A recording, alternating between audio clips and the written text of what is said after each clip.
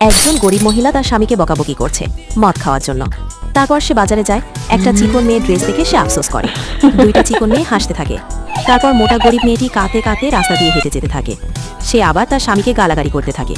সে শুয়ে থাকে। তারপর একটা পরী আসে। মোটা মেয়েটি বলে, আমি পরীর মতো হব। তারপর তার কাঁধে সিমেন্টের বস্তা আর ইট নিয়ে রাস্তা দিয়ে যেতে লাগে। সেখান থেকে সে টাকা পায়। তারপর সে একটা গুহায় কয়লার কাজ করে, সেখান থেকেও টাকা পায়। সেই টাকা নিয়ে সে একটা জিমে যায়। সেখানে একজন সুন্দর কোচ ছিল।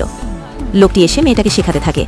তারপর মেয়েটি একটা রোলারে স্পিডে দৌড়াতে থাকে, ডাম্বেল দিয়ে জিম করে। সুন্দর ছেলেটি তাকে করলা জুস দেয়। মেয়েটি তখন জুস খেতে থাকে। তারপর জমিতে গিয়ে দৌড়াতে থাকে। সে দড়ি লাফও খেলে, ওজন কমানোর জন্য সবজি খায়, আবার ডাম্বেল দিয়ে জিম করে। তারপর মেয়েটি সুন্দর আর চিকন হয়ে যায়।